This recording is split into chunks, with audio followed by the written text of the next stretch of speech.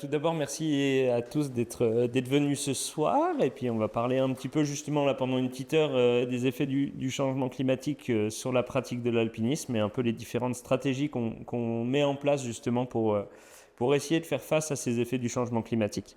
Et ce qu'on discutait avec Olivia juste avant, ce qui est très intéressant, c'est qu'on se rend compte qu'on a à peu près les mêmes, ce qu'on va voir un peu durant cette conférence, mais qu'on a les mêmes analyses, les mêmes compréhensions que ce qui peut se porter sur justement les évolutions de la société et du rapport au paysage ou aux usages et aux espaces depuis le milieu du 19e siècle. Et ça va être assez intéressant, je pense, de le mettre en parallèle avec les autres conférences qui suivront dans les semaines à venir. Donc si on parle d'évolution climatique, qu'est-ce qu'on entend par là sur le temps long? Parce qu'on entend souvent cette thématique-là et cette discussion-là. Et c'est vrai qu'on peut vite se retrouver un peu perdu face à ces changements environnementaux, notamment dans le contexte actuel on va dire, remise en question du changement climatique et de ses effets par certains politiques ou certaines personnalités. Donc, pour ça, je vous propose une petite introduction sur l'évolution des températures à l'échelle de la Terre. Donc si on prend il y a très très longtemps, on a eu des variations de température qui ont pu être très très importantes à la surface justement du globe terrestre, avec à chaque fois des extinctions de masse assez massives qui ont eu lieu justement sur des grands changements environnementaux et des grands changements assez drastiques de température. Quand on parle d'extinction de masse, on parle entre 75 et 90% de la biodiversité qui disparaît. Dans le contexte actuel, les derniers rapports du WWF donnent 75% des vertébrés qui ont disparu depuis le milieu des années 70. Donc on peut se dire qu'on est déjà à un stade assez avancé de cette problématique-là et qu'il faut vraiment qu'on se questionne de manière assez radicale sur le maintien de la biodiversité et le maintien du vivant à l'échelle de la Terre. Mais ça ne sera pas le débat de la conférence ce soir. Pour resituer un peu ce qui va nous intéresser, en l'occurrence les montagnes, donc on a le début de l'orogénèse alpine, donc c'est-à-dire les Alpes qui commencent à pousser, avec un ralentissement il y a environ 5 millions d'années de cette orogénèse qui malgré tout continue. Là du coup on est plutôt sur des périodes relativement chaudes à cette époque-là. Il y a 2,8 millions d'années, le genre Homo habilis, donc le genre humain apparaît, environ 2,8 millions d'années. Et si on prend notre espèce humaine à proprement parler, le genre Homo sapiens apparaît il y a environ 300 000 ans. Cette apparition se fait dans les cycles de Milankovitch qui correspond justement à une variation de la température à la surface de la Terre qui permettent d'expliquer l'alternance entre les cycles de glaciation et de déglaciation. Donc ça, c'est assez intéressant de voir ça pour plusieurs choses. Déjà, la première chose, c'est que du coup, l'espèce humaine, Homo sapiens comme nous le connaissons, a connu justement ces grands changements environnementaux-là, mais selon une cyclicité très cadrée, qui sont décrits justement par les cycles de Milankovitch, et qui permettent justement d'expliquer ces évolutions d'englacement ou de désenglacement à la surface de la Terre. Ce qui est assez intéressant de voir, et on reviendra un peu là-dessus, c'est que ces changements de glaciation à déglaciation se faisaient toujours sur un temps relativement long et permettaient à l'espèce humaine de s'adapter relativement bien à ces changements-là. L'autre chose qui mérite d'être notifiée, c'est que la période la plus chaude que l'espèce humaine a connue, c'est l'Éémien, et qui est un interglaciaire entre le Würm et le Rhys, deux périodes glaciaires. Et les glaciers étaient légèrement plus reculés que ce qu'ils sont actuellement, mais on devrait très rapidement, très bientôt dépasser justement le retrait glaciaire, devrait très bientôt dépasser le maximum de l'Éémien. Donc ça c'est quelque chose qui est pas encore complètement, qui est un peu encore en cours de discussion entre chercheurs, de savoir exactement là où était l'englacement pendant l'Éémien. Mais en tout cas ce qu'on constate c'est qu'on va vers quelque chose qu'on n'a jamais connu, que l'espèce humaine n'a jamais connu. Et nous, donc, on est là. Si on sort un peu justement sur le temps court et qu'on parle un peu de l'ère dans laquelle on est, nous, donc, on est dans une ère qu'on appelle l'Holocène depuis 12 000 ans, à peu près, depuis la fin justement du Würm. Donc ça, c'est l'emprise des glaciers pendant les 2 derniers maximums du Würm, donc de la dernière période glaciaire. Ça, c'est une reconstitution d'un chercheur qui s'appelle Julien Séguineau, En réalité, les glaciers allaient un peu plus loin, allaient jusqu'au niveau de Saint-Exupéry, au bord de Lyon, à peu près. Et c'est cette période-là qui a justement façonné les paysages tels qu'on les connaît, les vallées telles qu'on les a par ici, et justement tous ces grands cirques glaciaires qu'on peut connaître, et Grande Vallée de l'Arve, la vallée de l'Isère, et toutes ces grandes vallées ont été vraiment façonnées à ce moment-là par justement ce maximum glaciaire. Donc ça, on est sur un temps très très court, hein. Tout à l'heure, on parlait en millions d'années, là on est à 24 000 ans, le dernier maximum glaciaire. 24 000 ans, c'est à peu près aussi la fin de la peinture, des peintures de Chauvet, par exemple. Donc on a déjà une présence humaine qui est vraiment ancrée sur le territoire européen. Avec Chauvet, ça s'étale sur 10 000 ans à peu près, les peintures, donc avec déjà des modèles de transmission dans l'espèce humaine qui sont très très marqués, qui sont très importants et qu'on ne comprend encore pas très très bien. Mais voilà, donc ça c'est pour resituer un peu ce contexte-là. Et si on prend du coup cette période dans laquelle on est, qui est l'Holocène, donc qui est un interglaciaire qui vient après le Würm, on a eu justement pareil un peu des évolutions durant cette période de l'Holocène, avec un optimum glaciaire, il y a environ 6000 ans avant le présent. Et là encore une fois, les glaciers étaient reculés par rapport au niveau actuel. On est en train, d'après certains chercheurs, en 2023, on avait atteint le même niveau de retrait des glaciers que pendant l'optimum de l'Holocène. Mais toujours est-il que nous, on sait qu'ils vont continuer à reculer, alors qu'à cette époque-là, ils se sont mis à réavancer. Voilà. Ce qui est assez intéressant de voir, c'est que ce petit optimum de l'Holocène, il a permis justement la présence humaine en montagne. Vous avez dû entendre parler d'Ötzi, l'homme des glaces qui a été trouvé en Autriche.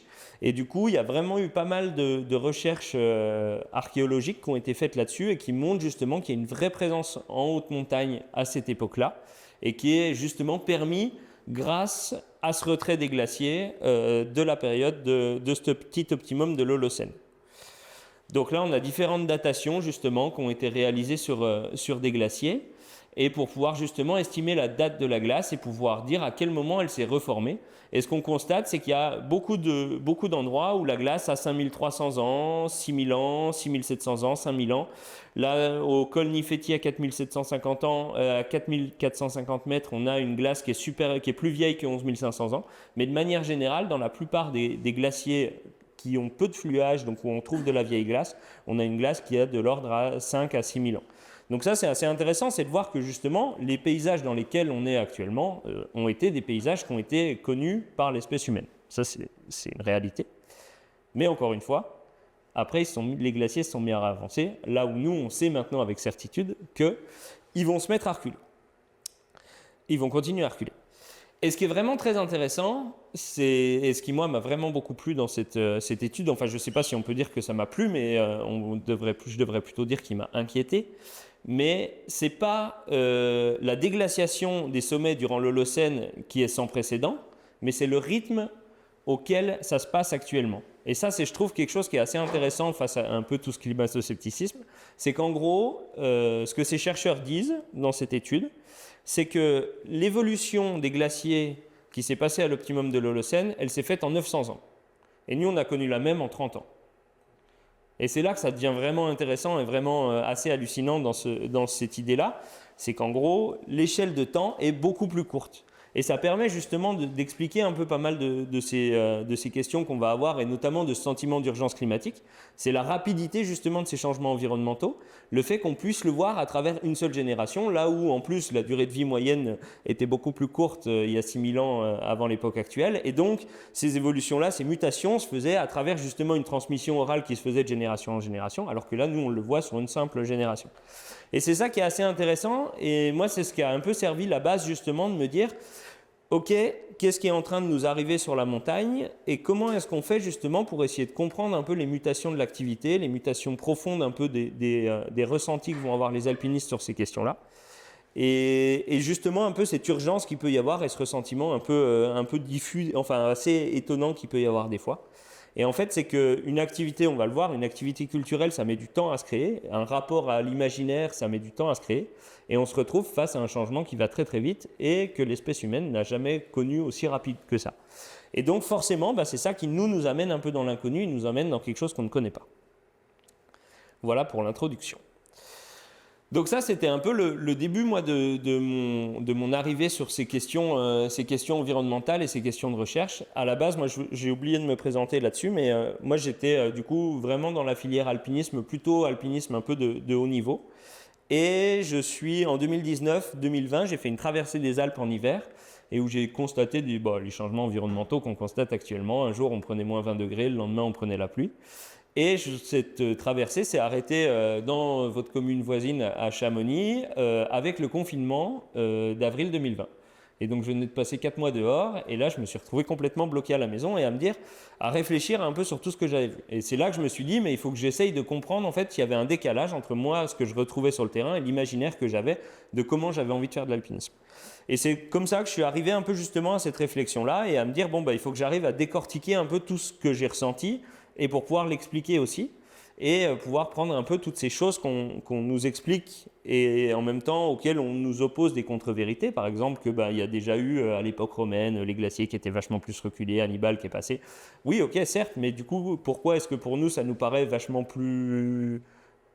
différent, pourquoi ça nous impacte plus ou autre. Et donc c'est comme ça que j'en suis arrivé un peu à ces réflexions et à essayer de creuser là-dedans et à reprendre ensuite un master de géographie puis un doctorat en géographie pour pouvoir continuer sur cette question-là. Donc la suite, une fois que ces questions de paléo-englacement et de rythme et qu'on avait réglé un peu cette question de il y a eu des périodes où les glaciers ont reculé, mais ça ne veut pas dire pour autant que l'espèce humaine n'y est pour rien et qu'il ne faut pas faire des choses. Ma deuxième question, c'était comment est-ce qu'on en est arrivé aux pratiques actuelles ?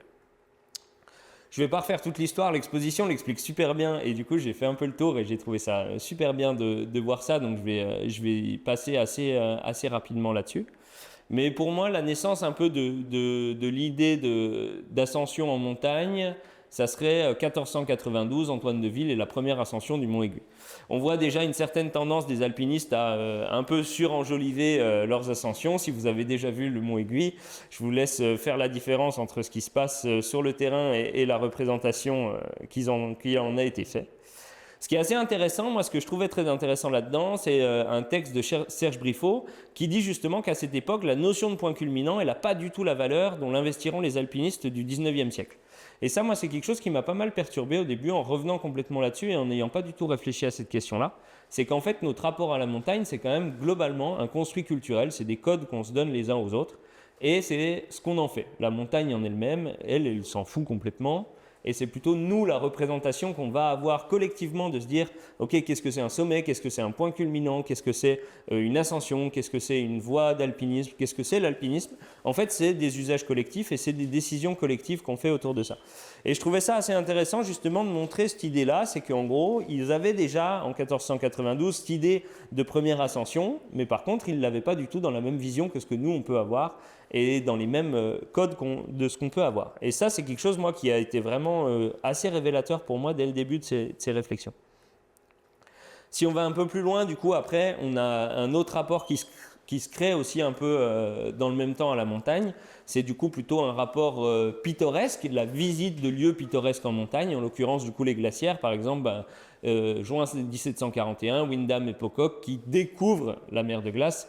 L'idée est toujours assez intéressante de découverte de la mer de glace, en sachant que les habitants des vallées y allaient déjà et le fréquentaient déjà très largement. Mais le fait que ça soit justement rapporté dans la société londonienne et notamment mis par écrit, fait que on se crée un peu cette vision-là on découvre la mer de glace. Ce qui est assez intéressant de voir sur pas mal d'écrits de cette époque, c'est de se rendre compte que c'est beaucoup les touristes, les voyageurs qui écrivent leur rapport à la montagne et la vision de la montagne, ou qui décrivent la vision de la montagne que vont avoir justement les locaux. C'est toujours assez intéressant de voir ça et j'aime assez bien le dire en station. C'est un peu comme si les Parisiens qui venaient en vacances racontaient l'ensemble de la vie saint-gervelaise.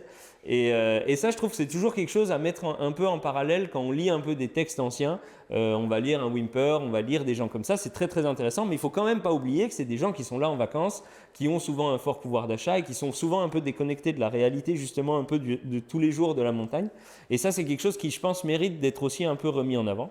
Et malheureusement, on a peu de traces des gens, des paysans des vallées parce que, en fait, pour la simple et bonne raison qu'ils n'écrivaient pas. Et ça, c'est vu qu'on est dans une société qui transmet par écrit et qui transmet peu à l'oral, eh ben, on est plutôt dans cette vision-là.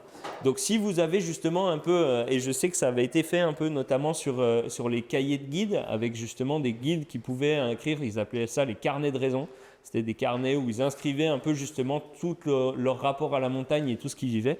Et ça, si vous tombez justement sur des écrits là-dessus, c'est très très précieux et ça vaut le coup justement de les faire remonter. Et moi, c'est quelque chose en tout cas qui me passionne et que je trouve très très intéressant, de voir un peu l'envers du décor et cet autre rapport à la montagne. Donc là, je vais être assez encore plus rapide, vu que là-bas, c'est super bien expliqué. 1786, première ascension du Mont Blanc, Balmat et Paccard, après une proposition de Horace Bénédicte de Saussure de donner une récompense à quiconque ferait la première ascension du Mont Blanc. Ce que je trouve assez intéressant, moi, là-dedans, c'est deux choses tout de même. Donc là, on est en 1786, on est en plein pendant le petit âge glaciaire, qui est une période justement froide durant cette interglaciaire dont on parlait, qui est l'Holocène. Et ce qu'il faut imaginer, c'est que qui dit période froide et avancée des glaciers, dit énormément de neige en montagne. Donc moi, c'est quelque chose pour lequel j'ai du mal à m'imaginer justement vraiment quel était l'état de la montagne à cette époque-là. On l'a un peu à travers des lithographies, mais qu'est-ce que cela voulait dire se déplacer en montagne? On le voit assez bien, faire de la montagne en hiver actuellement, c'est pas si facile que ça. Alors aller se balader à pied au sommet du Mont Blanc, même en ce moment, on peut vite avoir vraiment froid. Alors j'imagine que du coup sur cette période-là, il devait ressentir un peu ça, même en plein été, même sur des conditions assez clémentes, on va dire. Et ce qui est assez intéressant aussi de voir là-dedans, c'est les travaux de cet historien, Philippe Blom, qui a travaillé justement sur l'impact du petit âge glaciaire sur les sociétés européennes et qui a montré qu'il y a quand même eu de nombreuses famines et énormément de problèmes dans les sociétés, notamment aux Pays-Bas, mais partout en Europe. Et où, pour le coup, c'était vraiment violent. On a brûlé quand même quasiment 100 000 femmes pendant tout le petit âge glaciaire qui s'étend de 1350 à 1850 pour contrecarrer les effets de ce changement climatique. Parce que c'était la faute des sorcières. Donc ça montre quand même qu'il y avait une certaine tension dans la société par rapport à ce changement environnemental-là. Et du coup, moi, c'est quelque chose que je trouve très très intéressant et pour lequel je n'ai pas encore trouvé de texte qui vraiment décrivent des conditions d'ascension à cette époque-là. Mais je pense que ça devait être quelque chose d'assez compliqué.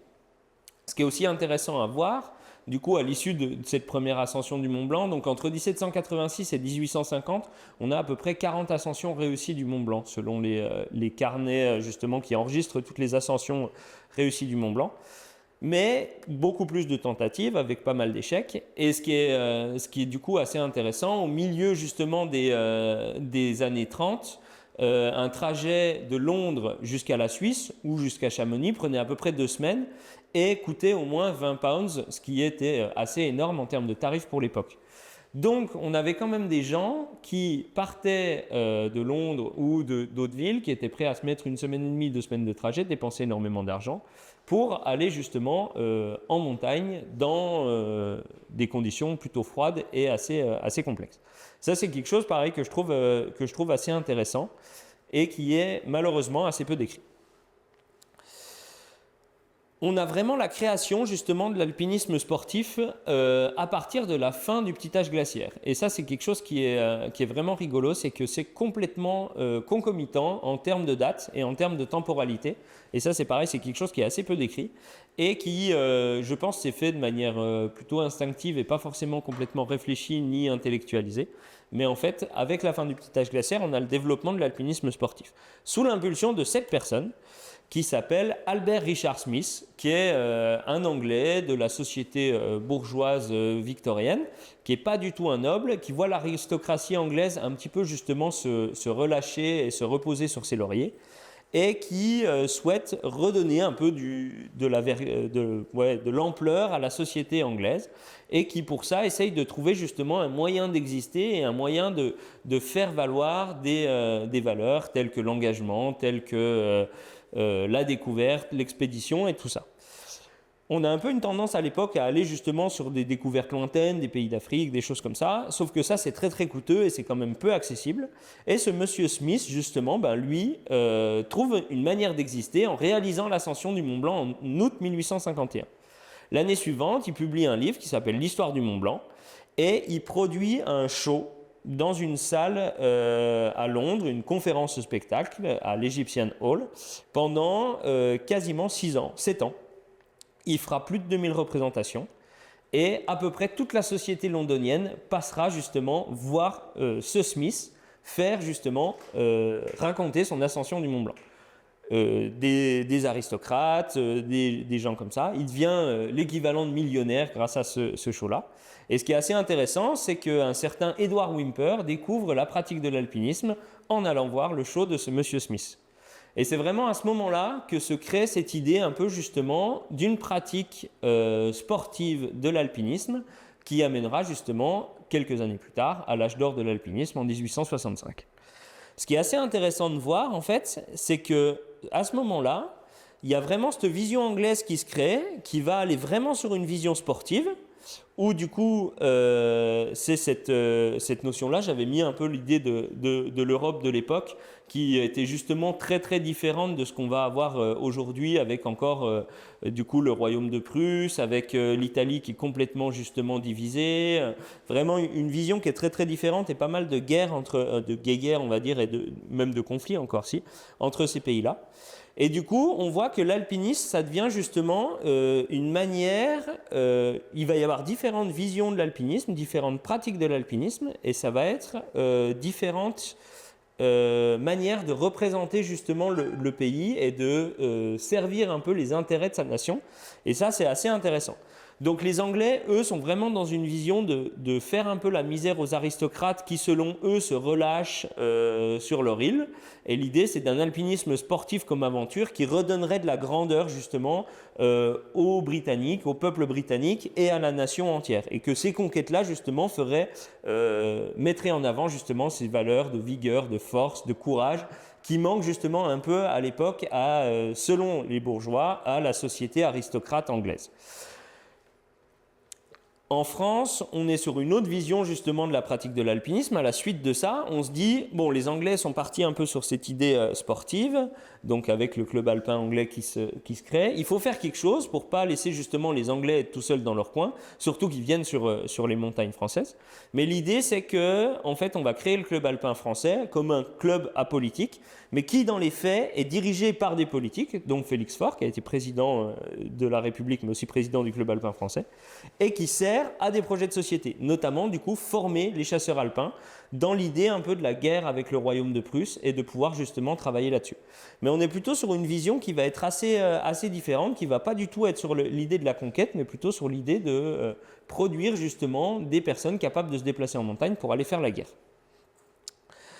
En Italie, on a l'Église catholique qui se mêle un peu justement de tout ça et qui, elle, propose plutôt l'alpinisme comme un moyen d'exister dans la nature et de nouer des relations entre les gens et entre les alpinismes, et une manière de créer un peu justement une synergie. Ce qui est assez intéressant, c'est qu'on a vraiment des textes dès le milieu du 19e siècle, d'une idée vraiment d'une co-construction avec le vivant, le non-vivant, avec les milieux. Et on pourrait prendre Mountain Wilderness aujourd'hui et on retrouverait exactement les mêmes codes dans ces textes-là du milieu du 19e siècle. Et ça, c'est quelque chose qui est assez intéressant justement, avec un alpinisme très inclusif et respectueux de la nature, l'opposition justement à des projets d'aménagement, un peu toutes ces idées-là. Et c'est déjà vraiment décrit à l'époque et c'est assez intéressant. Et tandis que, du coup, donc, sur la dernière vision un peu de cette Europe et de cette naissance de l'alpinisme, on a les Autrichiens et les Allemands avec deux visions un peu différentes, mais qui sont dans le royaume de Prusse ensemble. Les Autrichiens sont très portés sur une vision encore scientifique de la pratique de la montagne, et les Allemands qui sont plutôt sur une vision d'alpinisme rocheux engagé, et avec encore un peu des codes sportifs, mais qui vont être beaucoup moins sur la conquête de nouveaux sommets, mais plutôt sur la performance technique. Ce qui est assez intéressant justement de voir, c'est qu'à cette époque-là, donc, pour une pratique qui justement commence à se démocratiser, on a, juste à l'échelle de l'Europe, 4 manières de faire différentes. Et aujourd'hui, on se rend compte, on va en revenir là-dessus après, mais qu'on a beaucoup moins de manières de faire différentes de l'alpinisme. Et ça, c'est quelque chose, moi, qui m'a pas mal intéressé et qui va amener la suite de cette réflexion. Si ça vous intéresse, je pourrais vous envoyer, donc tout ce que je dis là, en fait, c'est tout basé sur des revues de littérature et sur des articles qui ont déjà été publiés. Donc si ça vous intéresse, je pourrais faire suivre les refs biblios justement qui ont permis de faire cette présentation-là et qui permettent d'aller un peu plus loin justement dans cette question. Donc, après cette période-là, donc on a un peu une vision sportive qui va s'imposer, et pour moi, elle est la résultante de plusieurs facteurs. L'idée, le premier, c'est du coup donc cette facilitation des transports. C'est ce qu'on disait en fait, donc en milieu 1830 on va dire, on prend 2 semaines pour venir de Londres à l'Angleterre et ça coûte très très cher. Milieu des années 50, les rails de chemin de fer et le train permet de venir en seulement 3 jours au lieu de 2 semaines avant et coûte justement à ce moment-là plus que quelques pounds. Donc ça c'est la première chose qui va permettre justement d'augmenter un peu cette vision sportive et qui va amener justement notamment à l'âge d'or de l'alpinisme, c'est le fait que les transports se retrouvent vraiment facilités et que des gens avec un plus faible revenu mais en même temps et peut-être moins de temps peuvent venir faire de l'alpinisme et exister justement après dans la société londonienne grâce à ces exploits-là. Ça c'est une des premières choses qui est assez intéressante. Et l'autre chose qui, je trouve, est pour moi assez marquante, c'est un réchauffement marqué dès 1820. En fait, ce qui est assez intéressant, c'est que ces chercheurs-là ont travaillé sur les premiers signes de réchauffement d'origine anthropique de l'atmosphère. Et ce qu'ils ont montré, c'est qu'en gros, à partir du milieu du 19e siècle, on se retrouve dans le début du réchauffement d'origine anthropique. Et la fin du petit âge glaciaire, en fait, se produit trop tôt par rapport à ce que cela aurait dû être. Et ça, c'est quelque chose qui est assez intéressant, c'est qu'en gros, les émissions elles commencent au milieu du XVIIIe siècle, 1700, 1750, et dès un siècle plus tard, on a déjà des signes de réchauffement d'origine anthropique, et on a déjà des premiers marqueurs climatiques qui montrent ça. Et ce qui est assez intéressant donc de voir, c'est qu'on se retrouve du coup avec une pratique qui émerge dès qu'il y a un changement environnemental, et dès qu'il y a donc moins de neige en montagne, notamment en été, ça on le voit grâce aux glaciers qui reculent, mais en gros pour que les glaciers reculent ça veut dire qu'il y a moins d'accumulation de neige au printemps et en été et qu'il y a plus d'ablation, donc forcément s'il y a moins de neige, on voit bien en ce moment ce que ça fait, c'est plus facile de marcher en montagne. Et ça c'est quelque chose qui est assez intéressant et qui n'a pas du tout été décrit dans la littérature, mais qui est vraiment une concomitance des timings qui je trouve est assez intéressant à voir. Et enfin, ce qui vient un peu faire justement l'avènement de cette vision sportive de la pratique de l'alpinisme, c'est la fin de la Seconde Guerre mondiale. Et ça, c'est quelque chose que je trouve vraiment qui explique vraiment l'idée un peu et la construction qu'on a aujourd'hui de cette pratique de l'alpinisme et des codes qu'on suit justement là-dedans. C'est pas pour rien, par exemple, qu'on appelle 1865 l'âge d'or de l'alpinisme, comme l'année des premières grandes conquêtes de sommets. C'est donc, après la Deuxième Guerre mondiale, on a une victoire qui est plutôt d'ordre politique anglo-saxonne. On a du coup une diffusion de la vision anglo-saxonne dans la société, notamment à travers le personnage de Charles de Gaulle et de son secrétaire d'État, qui est Maurice Herzog. La France, elle est du côté des vainqueurs, mais les projets de société d'avant-guerre sont plutôt balayés au profit d'une société de loisirs capitaliste qui se base un peu sur des codes anglo-saxons. Je ne vous fais pas le dessin de tout ce qu'on a d'anglo-saxon aujourd'hui et qui est arrivé après la Deuxième Guerre mondiale.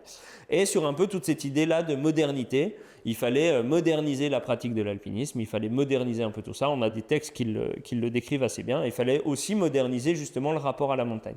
Et c'est là justement qu'on est venu attribuer justement à ces espaces de haute montagne des codes sportifs en se basant justement sur cette vision un peu anglo-saxonne et notamment en idéalisant des personnes comme Wimper ou d'autres alpinistes, Mummery, ce genre d'alpinistes-là. Et en leur disant justement, eux, font une pratique vraiment bien, vraiment classe, on pourrait dire, de l'alpinisme, et il faut s'engager dans cette voie-là. Les autres pays n'ont pas vraiment leur mot à dire, parce qu'en fait, le club alpin allemand, il est dissous pour ses liens avec le nazisme, donc la vision un peu des Dülfer, des Preuss, de tout ça, en fait, elle est complètement balayée de la main, et c'est un peu pas très bien vu de se référer à ces gens-là à ce moment-là. Et en Italie, le fascisme est défait, le club alpin italien avait des liens un peu avec les partis de Mussolini, donc pareil, ils sont complètement balayés et mis sur le côté. Et l'Église catholique, justement, perd un peu sa place dans les projets de société. Et donc, cette vision-là se retrouve globalement plutôt écartée comme vision un peu hégémonique. Les seuls qui résistent un petit peu, c'est jusqu'en 90, l'alpinisme de l'Europe de l'Est. qui résiste un peu à cet ultra performatif anglo-saxon et qui apporte un peu d'autres valeurs. Mais en gros, la chute de l'URSS dans les années 90 va marquer un coup d'accélérateur encore dans cette pratique plutôt à orientation sportive. Ce qui est assez intéressant, c'est que 90, ça marque aussi justement le début un peu des premières alertes environnementales. Et on se rend compte que on met un grand coup d'accélérateur dans des projets hyper sportifs et souvent avec peu de réflexion sur les enjeux écologiques, alors que justement ça aurait pu être le point de bascule et le moment de tournant où on se dit peut-être qu'il faut qu'on commence à prendre en compte justement ces changements environnementaux-là. Et en France, on ne le fait pas du tout dans la pratique de l'alpinisme, mais dans le reste de la société non plus. Donc si on voit un peu comment s'est passé un peu justement l'organisation après la Deuxième Guerre mondiale de la pratique, c'est une renégociation pour moi, une renégociation de ce qu'est être montagnard. En fait, on s'est approprié un peu ce terme-là pour lui donner une autre vision. Donc on a l'essor des loisirs dans la société française, qui est incarné notamment par la performance sur des ascensions emblématiques, par exemple l'Annapurna premier 8000, un peu toute cette vision-là où justement il va y avoir l'idée un peu de performances qui vont permettre justement de mettre en avant la nation complète et certaines personnalités qui eux vont se retrouver là-dedans. Et ce qui est assez intéressant de voir, c'est qu'en fait, pendant que toute cette un peu construction, cette vision de la société se passe, on a un retrait glaciaire qui est assez marqué jusqu'au début des années 60 à cause justement des émissions d'origine anthropique. Et ensuite, entre les années 60 et la fin des années 80, on a un petit refroidissement, léger refroidissement, surtout une persistance de la couverture nivale, de la neige au printemps et en été qui entraîne une petite crue glaciaire. C'est pas la folie, mais les glaciers se mettent à réavancer un peu. Et ça, c'est assez rigolo de voir comment justement un peu toutes ces personnalités-là se sont servies justement de ça, et notamment de cette crue glaciaire, pour en fait mettre en avant un peu tous leurs projets politiques et leur vision de la société de l'époque. Et en fait, cet argument environnemental, ça a été un argument pour dire que déjà, il n'y avait pas de changement d'origine anthropique. Ça a été remis en cause pendant très très longtemps, notamment en montagne, à travers justement cet argument-là des crues glaciaires et des persistances de la couverture nivale. À titre d'exemple, en 2007, Robert Vivian, qui est un glaciologue vraiment en vogue de l'époque, que tu as peut-être dû avoir en cours, en 2007, Robert Vivian disait il n'y a pas de changement d'origine anthropique, pas de changement climatique d'origine anthropique, il n'y a pas de réchauffement climatique. Il y a des changements environnementaux, mais il n'y a pas de réchauffement. Et en 2007, il disait ça.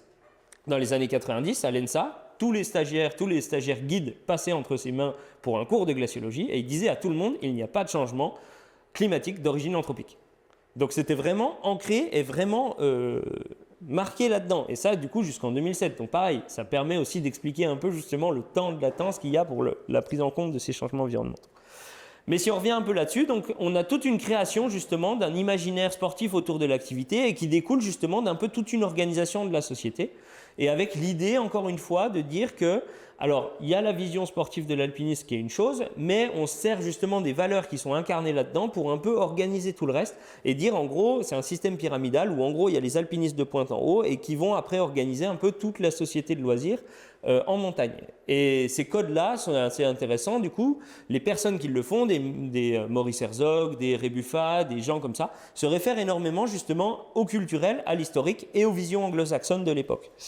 Et donc ça permet justement d'imposer un modèle sportif comme vision dominante dans les pratiques de montagne à cette époque-là. Après, il va découler un peu des variantes, il va y avoir le ski, il va y avoir l'alpinisme, il va y avoir l'escalade, il va y avoir tout ça. Mais de manière générale, l'idée, ça sera toujours ça sera on en fait des sports et on en crée des compétitions, des normes, des principes. Et aussi, on en crée une économie grâce à tout ça et le développement des stations de ski et un peu toute cette idée-là. Et en fait, ils ont vraiment structuré toute cette idée autour des imaginaires justement de la pratique de l'alpinisme, autour de tout ce que ça pouvait amener. Ils ont vraiment tout structuré pour en faire une économie pour les territoires de montagne. Et ça, c'est assez intéressant à comprendre. Sauf que ces pratiques, comme on l'a dit, elles se sont construites autour de conditions climatiques différentes et notamment autour de cette petite crue glaciaire des années 60 et 90, cette persistance de la neige. Il y a des chercheurs qui ont travaillé là-dessus aussi, qui ont montré justement comment la presse analysait les chutes de neige dans les années 60 pour montrer que justement ils avaient bien fait d'installer les stations de ski à tel ou tel endroit et que ça continuerait de manière immuable et que ça ne s'arrêterait jamais. Si la société a continué à être un peu là-dedans justement depuis un moment, pour la pratique de l'alpinisme, il y a un marqueur qui est vraiment important, c'est la canicule de 2003, qui marque vraiment le début de la prise en compte des effets du changement climatique. Quand on discute avec des guides qui ont commencé à travailler avant 2003 et qu'on leur dit à partir de quand vous considérez justement que les conditions en montagne se sont vraiment dégradées, moi ils m'ont toujours tous répondu 2003. Pour ceux qui ont commencé à travailler après 2003, généralement la réponse c'est 2015. Et ça, c'est assez intéressant, ça témoigne un peu de ce qu'on appelle l'amnésie écologique, c'est l'idée qu'on considère qu'un état, il est dans son état normal la première fois qu'on le voit. Et si par exemple on le voit pour la première fois dans les années 80, et ben en 2005, on va se dire « Waouh, ça fait peur ». Si on le voit pour la première fois en 2005, on va se dire « Waouh, bah, c'est normal ». Et par contre, ça sera en 2015 que ça va nous faire cet effet-là. Et donc ça, c'est pareil, c'est quelque chose que j'ai trouvé assez intéressant et qui permet aussi justement d'expliquer un peu le retard de prise en compte là-dedans. Dans tous les cas, ces effets du changement climatique, ça entraîne des évolutions de la haute montagne, des dégradations des milieux, des conditions de pratique plus complexes et un imaginaire propre aux glaciers et à la neige qui est affecté. Je ne vous fais pas un dessin, vous habitez ici, vous voyez bien la montagne en été. On a une montagne qui va être plutôt noire, plutôt sombre et qui ne va plus être un peu dans les critères qu'on avait de base d'une belle montagne blanche qui va rester un peu tout le temps comme ça, avec tous les rapports qu'on construit à ça. Et ce qui est assez intéressant, c'est de voir qu'en gros, nous, on continue d'évoluer justement dans cet imaginaire qu'on nous a construit, plutôt sportif, plutôt performatif de l'activité, et en même temps qu'on doit se confronter à la réalité de terrain et qu'il y a un décalage qui se crée entre ce qu'on va vouloir faire, par exemple les 100 plus belles courses, je reviendrai là-dessus en plus après, et ce qu'on va avoir justement face à nous quand on va aller en montagne. Et ça a été un peu la suite justement un peu de ma réflexion et de me dire comment est-ce qu'on construit une stratégie autour de ça et comment est-ce qu'on essaye de réfléchir à travailler sur ces changements environnementaux-là et faire évoluer l'activité. Est-ce que par exemple, le jour où les glaciers auront disparu, l'alpinisme va disparaître ? Ça aurait pu être une solution. Moi, je ne suis pas convaincu par ça. Mais après, ça pourrait être une solution. Mais voilà, comment est-ce qu'on essaye de conscientiser un peu justement d'où est-ce qu'on vient d'un point de vue environnemental, d'un point de vue culturel, pour ensuite en faire justement les comparer avec ce qu'on voit objectivement sur le terrain et faire des projections sur ce qu'on pourrait être dans le futur. Donc pour ça, c'est un peu l'idée de reconsidérer les pratiques et de comprendre un peu plus en détail quels sont les effets du changement climatique, parce qu'une fois que je vous ai dit ça, canicule de 2003, les effets du changement climatique, on peut dire oui c'est bien, mais c'est quoi les effets du changement climatique de manière réelle ? Et là, du coup, il y a eu pas mal de travaux qui ont été faits justement sur cette question-là et qui a commencé il y a maintenant une bonne dizaine d'années. Et le premier, c'est d'essayer justement d'objectiver un peu ces changements environnementaux-là. Donc, c'est-à-dire de décrire en profondeur quels sont les impacts géomorphologiques et glaciologiques des effets du changement climatique sur les milieux de haute montagne. Donc pour ça, on a fait différentes méthodologies. C'est Jacques Mouret qui a commencé pendant un doctorat de géographie qu'il a soutenu en 2019 en faisant les premières études sur les 100 plus belles courses de Rébuffat. Et on a continué ce travail en fait en définissant tous les processus géomorphologiques et glaciologiques qui affectent plus de 200 itinéraires d'alpinisme et en les cartographiant. Donc ici, on peut le voir. Ça, c'est des cartographies qui seront finalisées cet été et qui seront mis à disposition justement dans les refuges, dans différents lieux culturels, en disant, voilà, les effets du changement climatique sur les itinéraires d'alpinisme, c'est ça. Et là, on a fait un gros travail de géomorphologie et de glaciologie pour essayer d'inventorier, de répertorier justement l'ensemble de ces changements. On essaie aussi de trouver pas mal de photos historiques, donc pour pouvoir justement dire, voilà, essayer de comprendre justement nous ce qui se passe. Et là, ici, on a une photo du col de la Glière qui est en Vanoise, justement. Donc le col est à cet endroit-là. Et donc ça, c'est milieu des années 80, en 1983. Et ça, c'est une photo que j'ai fait moi en 2023. Donc voilà, un retrait glaciaire qui est quand même relativement marqué à cet endroit-là. J'en ai un peu d'autres après à montrer. Donc l'idée, c'était, sur ce travail-là aussi, de pouvoir comparer un peu justement la vision de ces alpinistes un peu emblématiques là qu'ont créé l'alpinisme sportif, la vision emblématique, parce qu'eux, à l'époque, ils ne se sont pas gênés. Avant, on avait les topoguides Valo, qui étaient des topos exhaustifs. On décrivait toutes les courses dans la montagne, et de temps en temps, s'il y en avait une vraiment bien, on disait qu'elle était vraiment bien, mais on ne portait pas de jugement. On décrivait simplement de manière exhaustive. Et après, pendant justement autour des années 70, on a commencé à créer des topos sélectifs, les 100 plus belles courses du massif du Mont Blanc, notamment. Donc ça veut dire que si vous voulez faire de l'alpinisme dans le massif du Mont-Blanc, il faut que vous fassiez ces 100 courses-là, c'est haut lieu, et par contre les autres, on peut les abandonner, c'est pas grave. Ce qui est assez intéressant de voir, c'est que, donc ça a été les premiers travaux de Jacques Mouret, on l'a continué sur pas mal d'autres itinéraires, c'est qu'en gros, un tiers de ces itinéraires-là étaient encore fréquentables en été.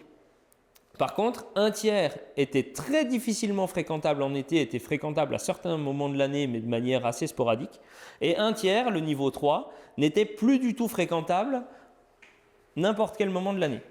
Ça veut dire que de la vision dont on hérite des Rébuffats et de tout ça, de ce qu'eux avaient comme milieu de la haute montagne et ce qu'eux considéraient comme des courses, il y en a certaines qui décrivaient comme des courses qui se faisaient toute l'année sans se poser de questions.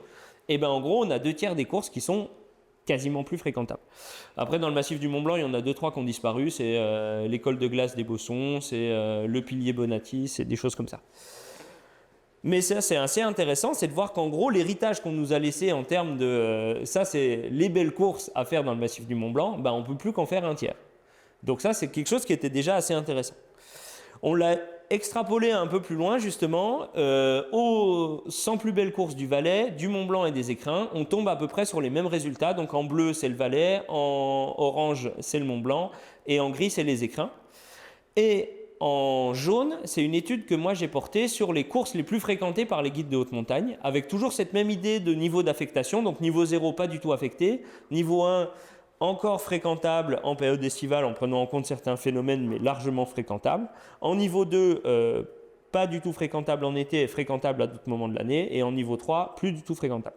Et l'idée, c'est de montrer en fait justement que en fait, cette vision emblématique de la pratique et un peu ce rapport aux 100 plus belles courses, et en fait, c'est quelque chose que les guides, dans leur pratique fréquente de guides, n'ont plus du tout, puisqu'ils ne fréquentent que très très peu ces itinéraires-là. Et ils vont au contraire avoir développé un peu une intelligence climatique, une culture de l'adaptation, autour justement de la sélection d'itinéraires qui vont être moins affectés par les effets du changement climatique.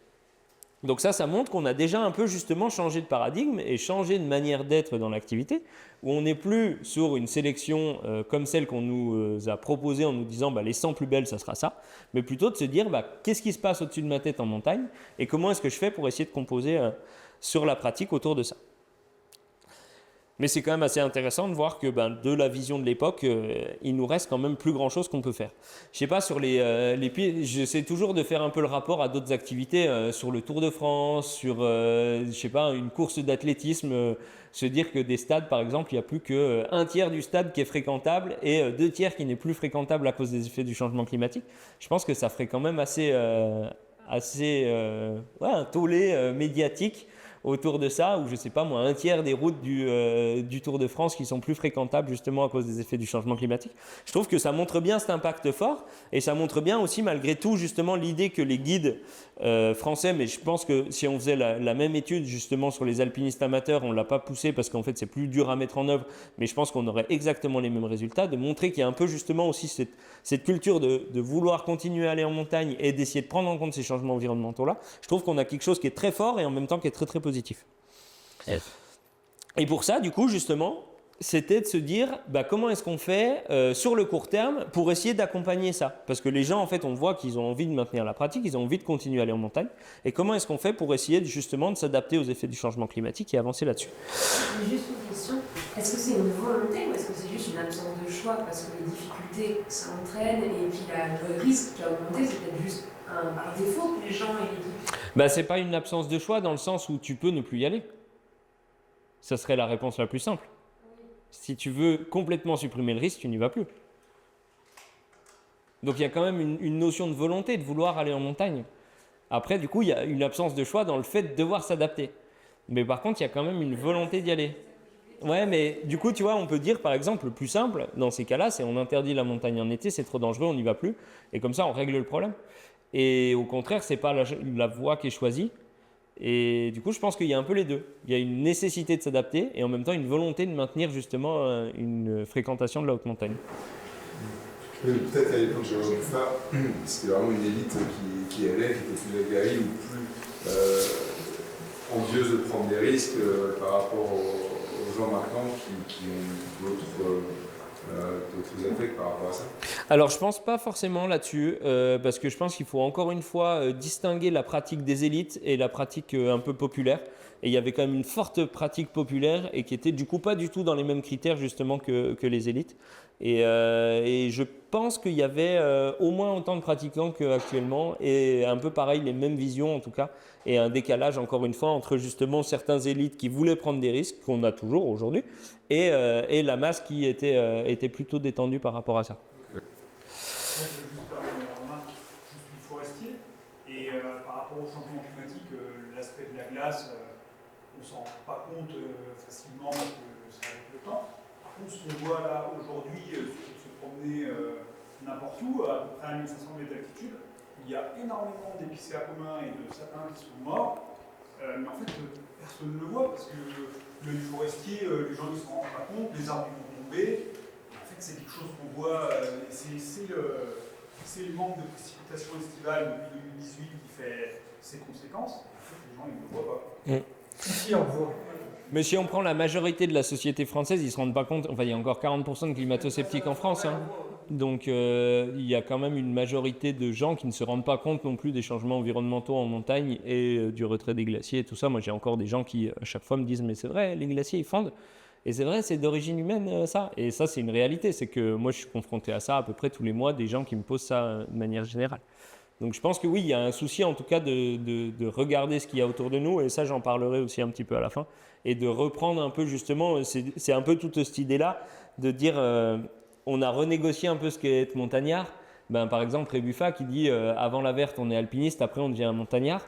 Et en fait, où les alpinistes se sont vraiment appropriés cette idée un peu de montagnard et on a créé un peu une économie autour de la montagne et on a justement abandonné notamment les espaces de forêt au profit justement des RTM, des forestiers, des tout ça, et en disant ça devient un métier, mais c'est plus rentré dans l'usage collectif de se dire on va en forêt pour justement aussi entretenir la montagne autour de chez nous. Et ça c'est quelque chose je pense qu'il va falloir qu'on rediscute et qu'on réintègre justement à nos pratiques. Mais vous anticipez les conclusions qui vont arriver. Donc, ouais, là, on revient sur cette idée un peu d'objectiver justement les changements environnementaux et ce que je vous décrivais tout à l'heure, de venir vraiment décrire ces effets du changement climatique. Donc ça, c'est l'ensemble des processus qui viennent affecter ça. Et justement, c'est assez intéressant par rapport à ce que tu dis, c'est que on voit super bien certains phénomènes. Et nous, quand on a fait en fait cette cartographie-là, on s'est basé sur des entretiens semi-directifs avec des guides ou des alpinistes qui fréquentaient la haute montagne depuis un moment. Et où on leur a dit, qu'est-ce que vous voyez comme changements environnementaux? Et nous, après, on est allé sur le terrain. On a fait aussi des analyses à partir de photos anciennes, à partir d'orthophotos qu'on a corrigé, plein de choses. Et en fait, on s'est rendu compte qu'il y a certains processus que les gens voient très très bien. Et les alpinistes sont très forts pour voir ce qui les affecte dans leur pratique. Par contre, il y a énormément de processus qu'ils ne voient pas du tout.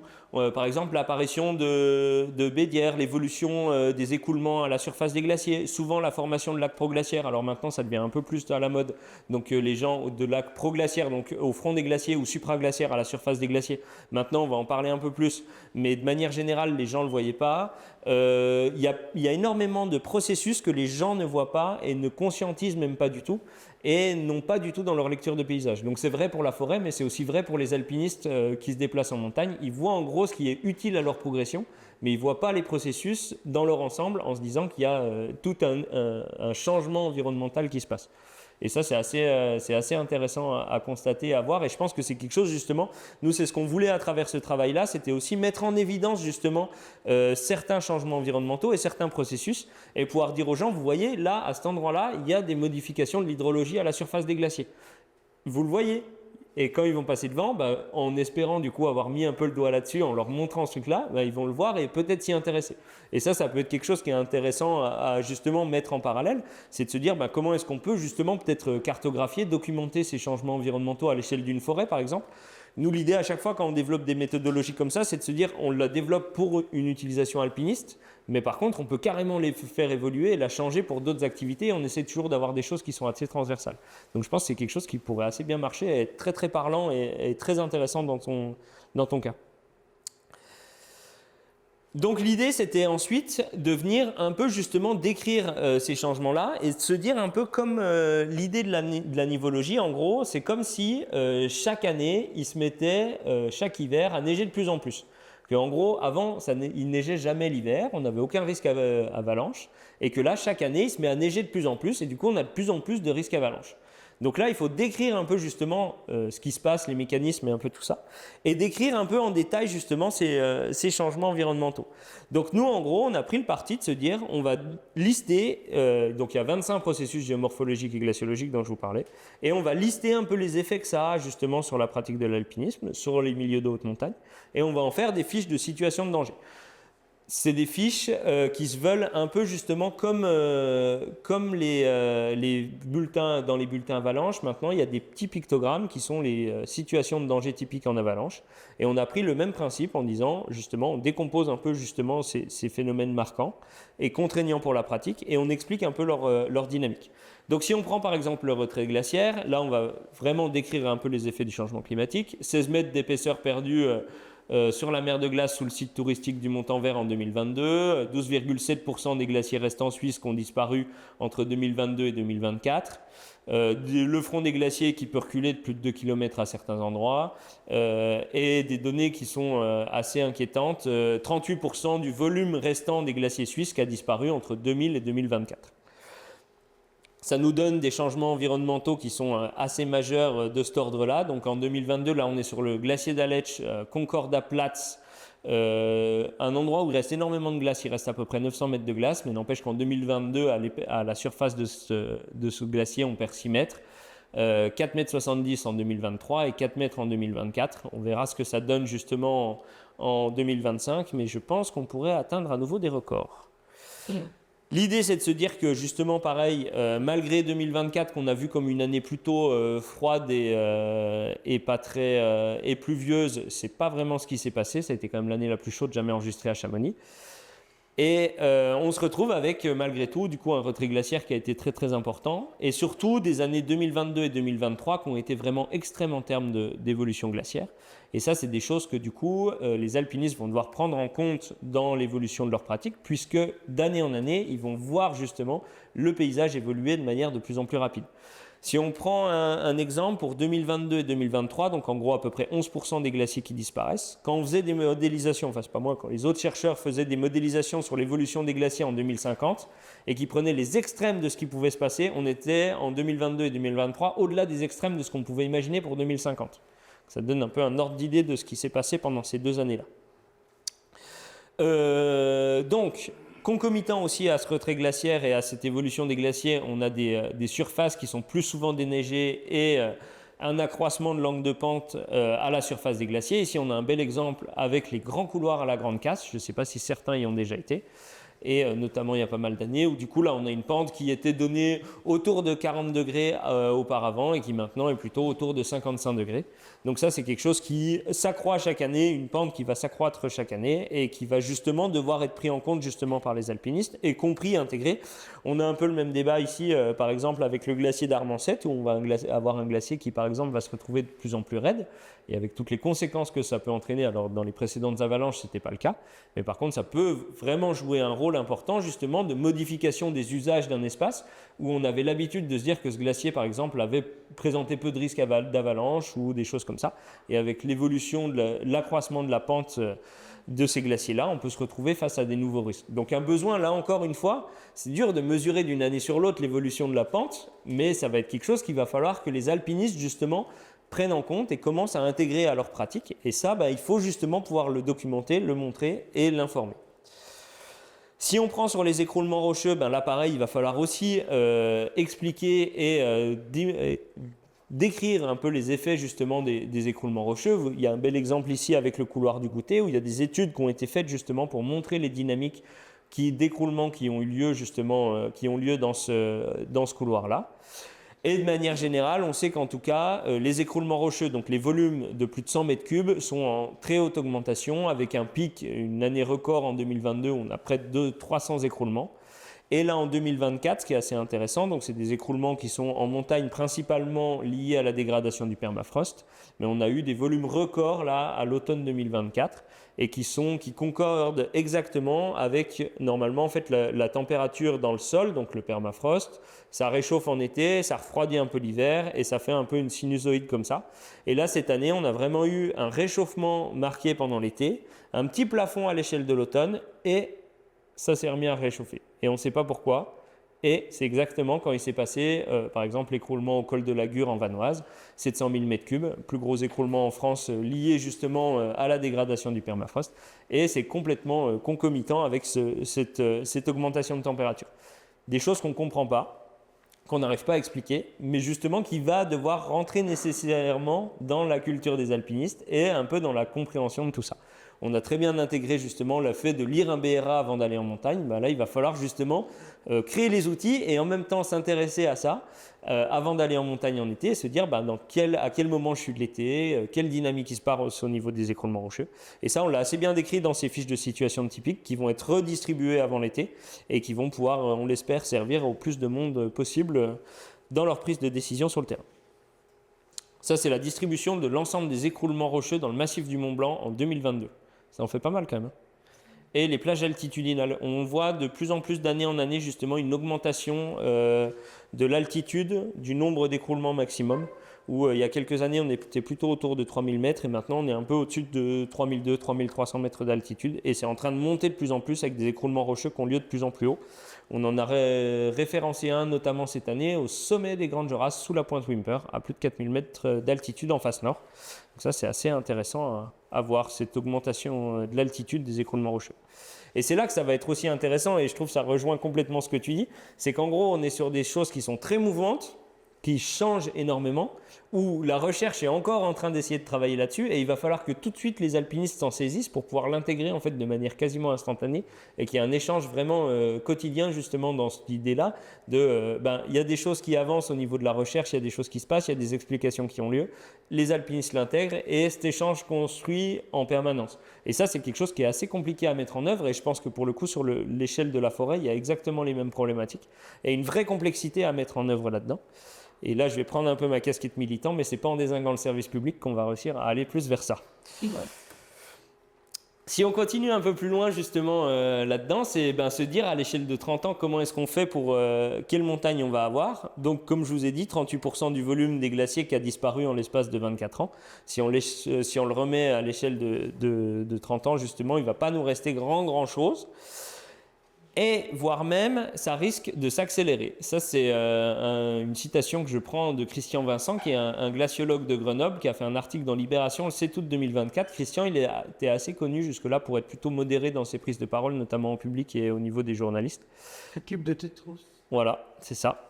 Et il a fait une longue interview dans Libération en août 2024, qui moi m'a beaucoup surpris, mais agréablement surpris. C'est parce qu'il fait énormément de modélisation justement sur l'évolution des glaciers.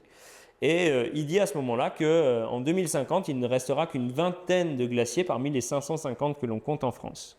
Et lui, il part vraiment sur une réduction de 75% de la surface englacée à l'échelle de la France d'ici à 2050. Et ça, c'est quelque chose qu'il va vraiment falloir prendre en compte, c'est se dire qu'en fait, ce qu'on a connu jusque-là, ça va encore s'accélérer et ça va encore changer. Donc dans le cas de Tétros, ça peut peut-être être avantageux parce que du coup, il n'y aura plus de poche d'eau ou plus de quoi que ce soit. Mais bon, à certains autres endroits, d'un point de vue notamment des imaginaires, là pour le coup, ça va être beaucoup plus compliqué et beaucoup plus problématique. Donc il va falloir justement essayer de travailler un peu là-dessus et se dire que ça va aller beaucoup plus vite et qu'il va falloir justement continuer à regarder ces changements-là et à y trouver aussi un intérêt dans tout ça.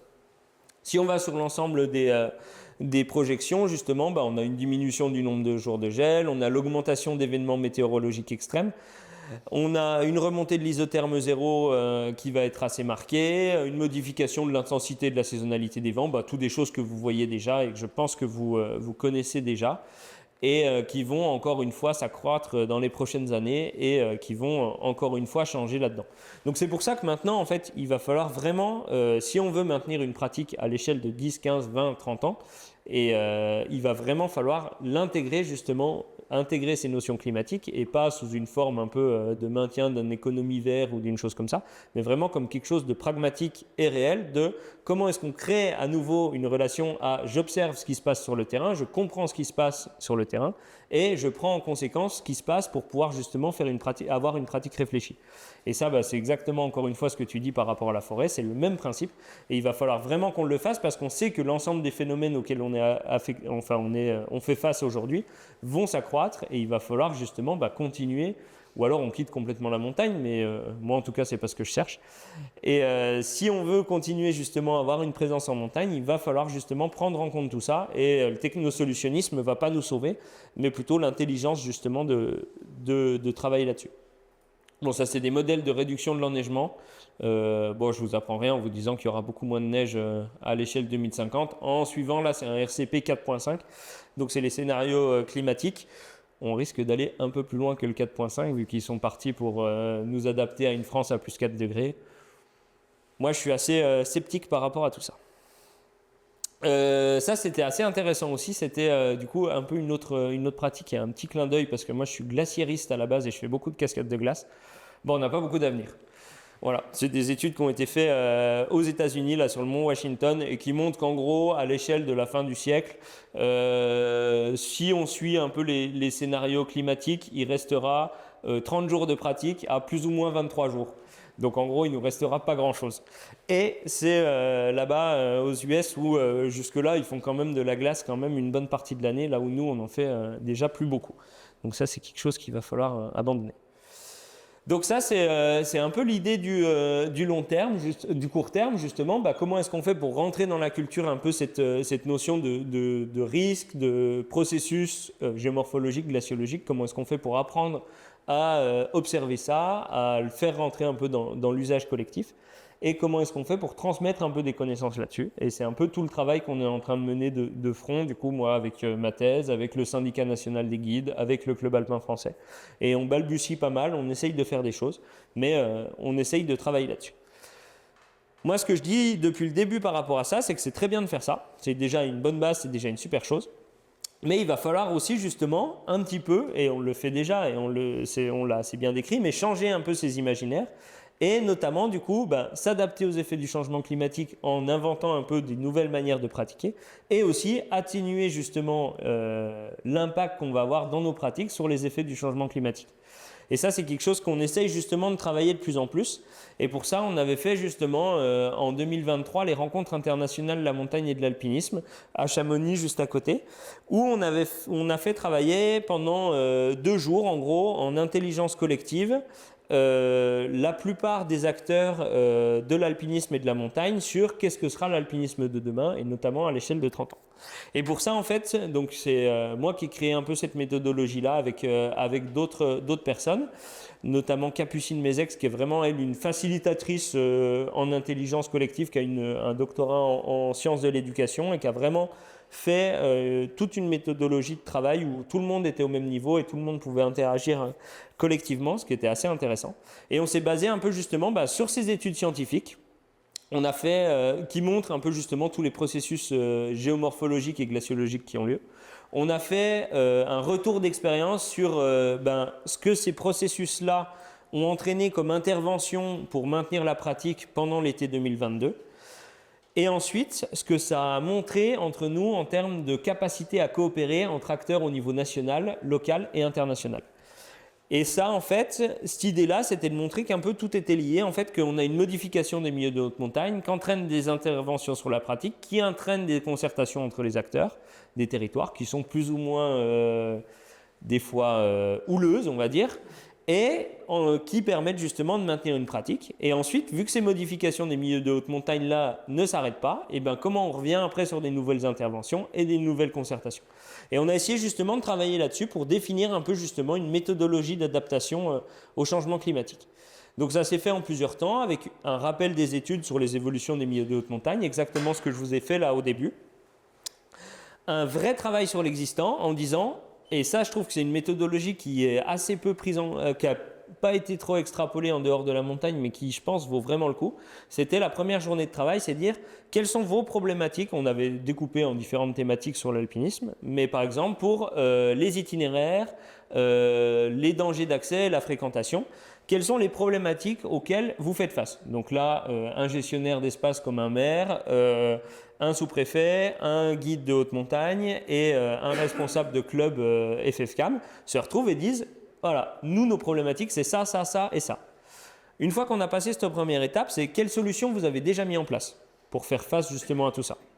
Donc là, ils nous disent ah ben on a testé ça, on a testé ça, on a testé ça. Là, on demande aux gens de les ranger en 2 cases. Qu'est-ce qui a marché, qu'est-ce qui n'a pas marché? Là, ça permet déjà de voir un peu et de faire le tri. Et ensuite, le 3e temps de travail, c'est dans un monde idéal, qu'est-ce que vous voudriez mettre en place? Et là, il y a plein de choses qui arrivent. Et globalement, ce qui est assez rigolo, c'est que qu'est-ce que vous voudriez mettre en place dans un monde idéal, que ce soit un gestionnaire de collectivité, un guide ou un gestionnaire de club, ils ont tendance à dire plutôt la même chose et à être relativement d'accord. Et ensuite, dans un 2e temps, justement, on a fait travailler là-dessus en disant « Ok, donc une fois que vous avez décidé ce que vous vouliez faire pour la montagne de demain et pour l'alpinisme de demain, comment est-ce que vous le mettez en œuvre de manière opérationnelle ?»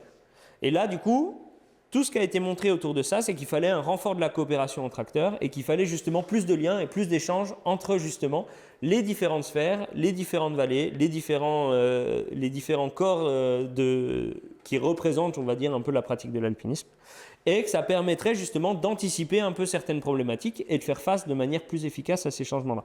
Et je pense que ça te parle assez bien sur ce que tu décrivais aussi.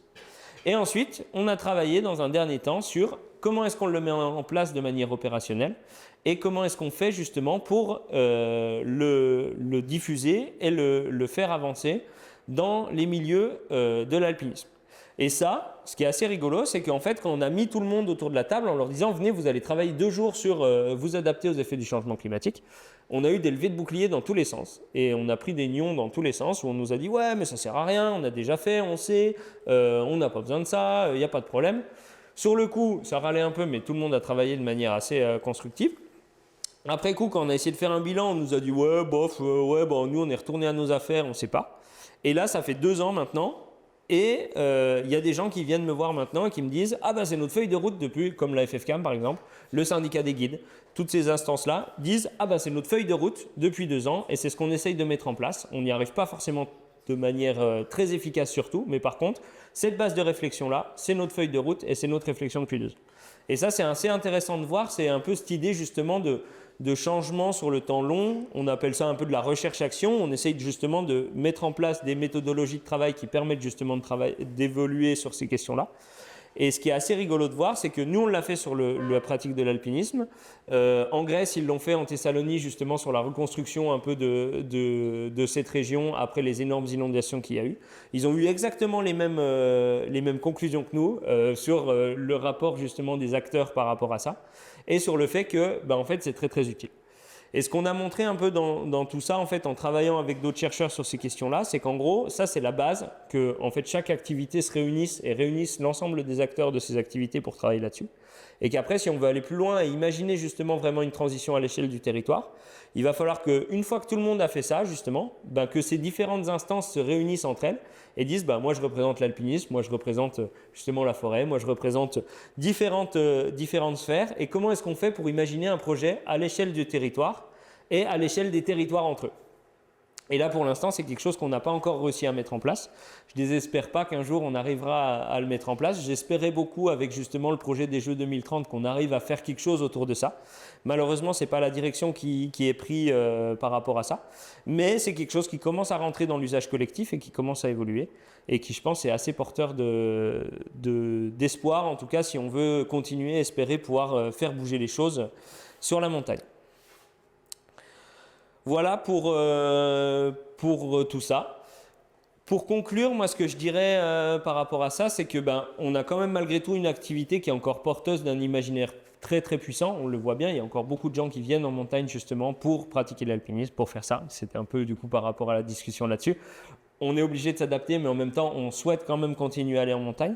Et je pense que ça vaut le coup de s'inspirer justement de notamment ce qu'on fait des Herzog, ce qu'on fait des Rebuffa, comment ils ont su saisir des valeurs pour faire émerger un projet de société Et ça, je trouve que c'est quelque chose qui est assez intéressant et qui est assez inspirant, et de se dire qu'eux, ils l'ont fait à l'échelle d'une trentaine, quarantaine d'années, et que ça va être, si on veut faire émerger justement d'autres projets de société, des travaux qui vont se faire pareil sur le temps long, mais malheureusement qu'on ne va pas avoir le choix de le faire. Après, on pourra justement faire émerger d'autres projets de société, des choses un peu différentes, mais en tout cas, c'est aussi à nous de saisir un peu justement de tout l'imaginaire qu'on a autour de cette activité pour faire émerger d'autres choses. Et on a une pratique qui a su s'adapter à des conditions climatiques spécifiques, et on a une certaine robustesse face aux effets du changement climatique, et ça, il ne faut pas qu'on l'oublie, et justement, il faut aussi qu'on l'intègre dans le fait que les changements de pratique vont se faire sur le temps long, parce que justement, il y a une certaine robustesse par rapport à ça. Mais malgré tout, on est aux premières loges de ce désastre environnemental. On a des méthodologies d'adaptation qui devront être démocratisées si on veut éviter justement les limites d'adaptabilité. On l'a vu par exemple à la Bérarde, une fois qu'on arrive justement dans l'extrême, le trop, et là on ne peut plus rien faire. Et donc on a un rôle de lanceur d'alerte à jouer pour vraiment dire il faut qu'on limite justement au maximum les effets du changement climatique, et ça ne sera pas plus 4 degrés en France. Et on a vraiment un rôle à jouer pour moi autour de toutes ces notions-là. Voilà, pour conclure. Merci.